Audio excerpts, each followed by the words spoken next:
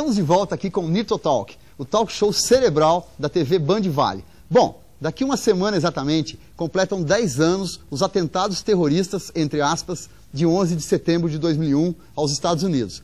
Eu vou dividir aqui com vocês a minha visão sobre aquilo e mais. Eu acho que nunca a imprensa brasileira abordou dessa maneira. Os atentados foram uma farsa e pior, realizados por gente lá de dentro dos Estados Unidos. Eu ainda não sei quem fez e não foi pouca gente.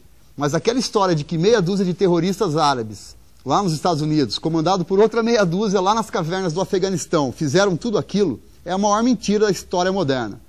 Vamos ver algumas imagens e a gente vai comentando. Irapuã, será que quem fez foi o Mickey Mouse? Bom, esse é um aspecto importante da internet, não, Kiko?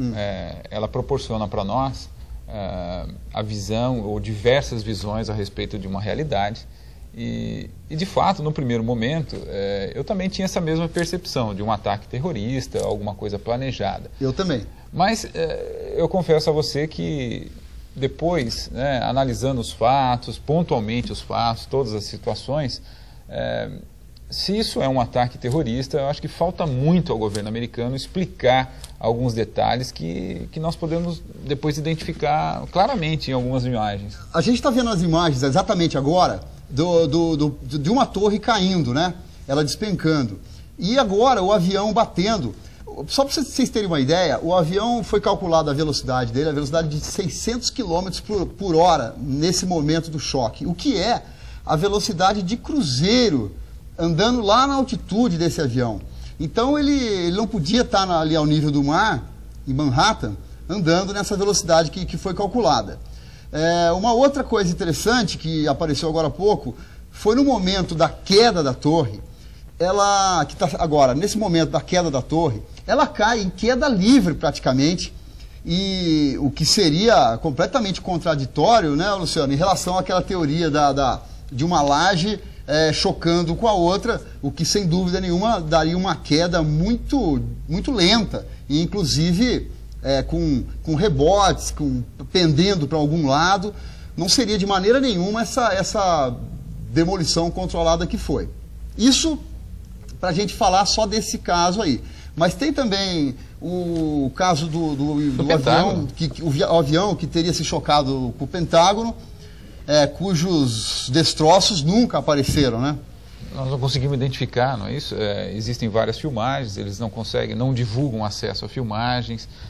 E depois, um acidente dessa natureza deixaria alguns rastros, né? Muitos rastros, visto, né? Que ele não atingiu completamente o Pentágono. Então nós teríamos imagens, restos do avião.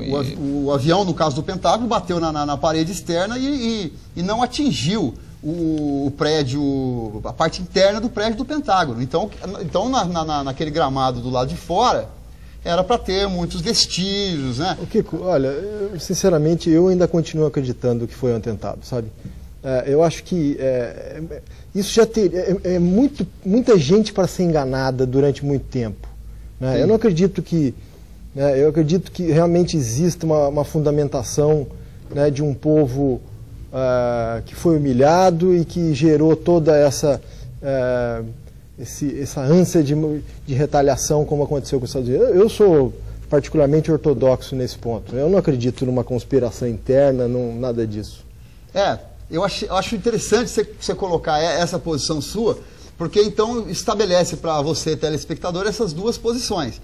De que eu acho que foi uma farsa, os atentados foram um inside job, como eles dizem lá nos Estados Unidos, né? Um trabalho interno, e você coloca que acredita na versão oficial, e eu acho que a gente vai ver nos próximos anos o esclarecimento disso.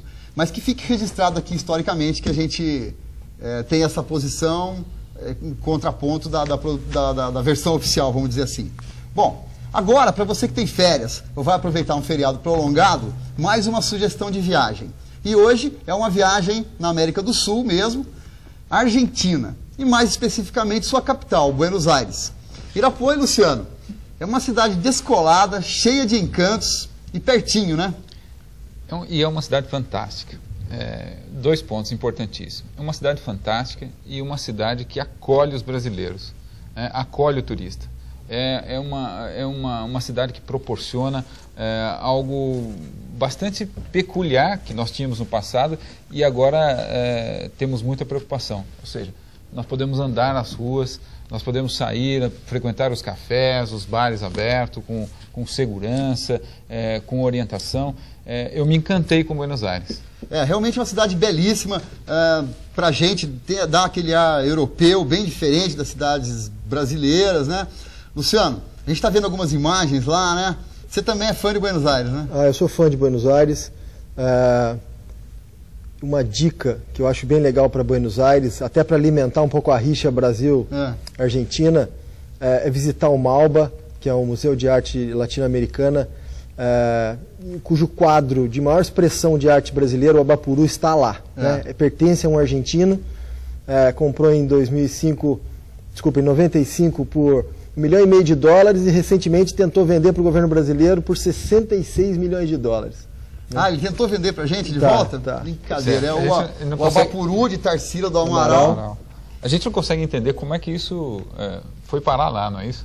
Como é que uma a gente obra deixou... uma expressão tão grande, né? Como é que a gente deixou esse quadro embora? Bom, então fica a dica para você aí um destino de viagem maravilhoso. Você que não conhece, Buenos Aires, aqui na Argentina, o nosso destino de viagem dessa semana. Bem, vamos para as nossas dicas culturais agora.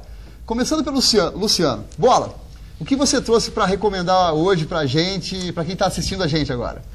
Olha, a minha dica cultural é uma biografia dos Rolling Stones, né, depois de uma sensacional autobiografia do Keith Richards. Um livro novo do Rolling Stones tinha que ter um grande diferencial. Esse é um livro co-escrito pelos quatro.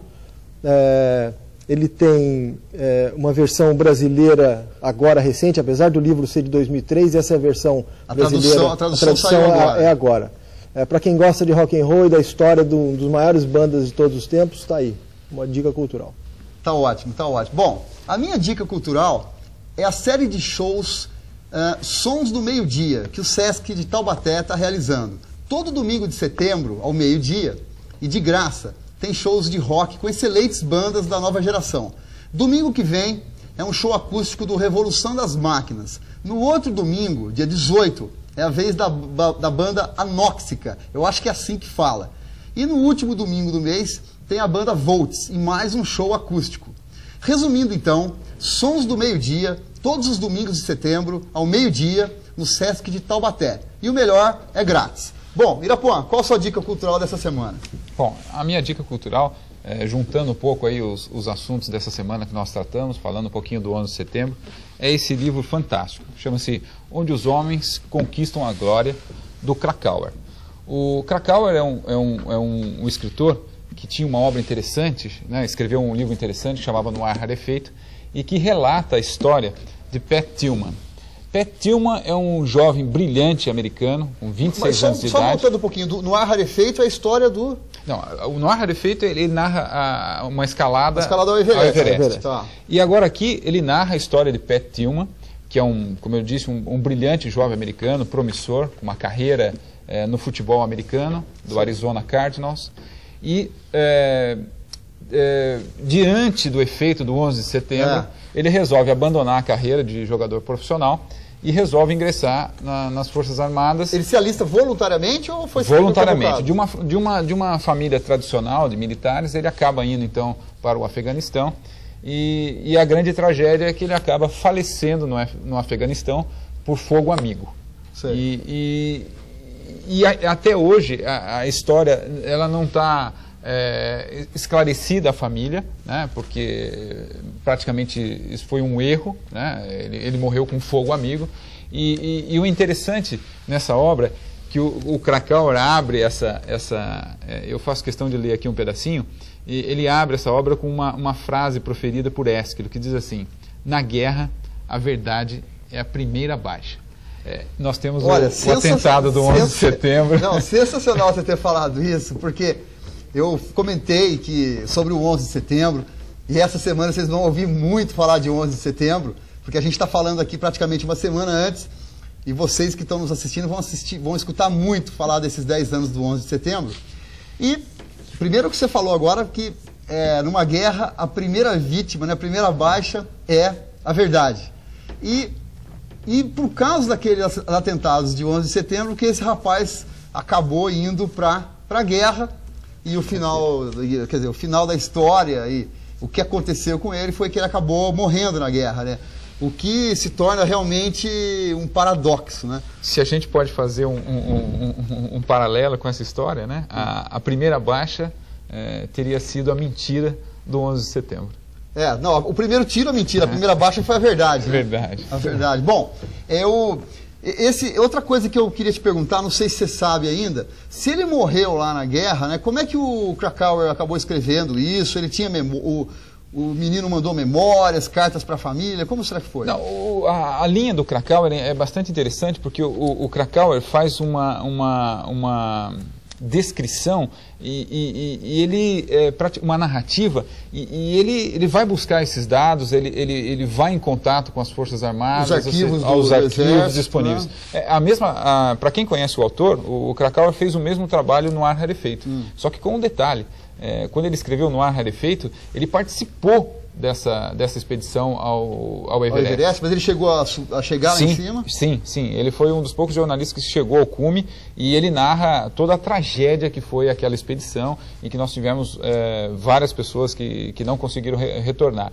Agora, nesse livro, ele vai buscar nos arquivos militares, aquilo que os militares disponibilizaram, porque também não foi tudo aquilo que eles puderam disponibilizar à família, e com esses relatos, os relatos da companhia, ele consegue formar uma opinião a respeito do que era essa ambição dos jovens, né, que se viam, de repente, no meio de uma campanha para defender a pátria e defender esse sentimento que decorre do 11 de setembro. Uma ótima dica sua. E para finalizar, eu lembro que esse soldado participou da guerra, da invasão do Iraque e do Afeganistão também, o que é difícil, porque geralmente entre uma missão e outra, eles trocam o pessoal. Exato, né? A gente acredita que seja algo tão avassalador essa experiência, que é muito difícil você ter um militar que participe dessas duas frentes, né? Principalmente agora, essas duas frentes foram bastante encarniçadas. Tá ótimo. Muito bem, entre em contato com a gente pelo e-mail kikoissa@hotmail.com ou por nossa página do Facebook, que está no facebook.com/nitrotalk. Semana que vem tem mais, sempre aos domingos, 00:30, depois do Canal Livre. Eu sou Kiko Issa e esse foi o Nitrotalk, que teve a participação de Luciano Junqueira e Irapuã Marcondes. Obrigado e até semana que vem.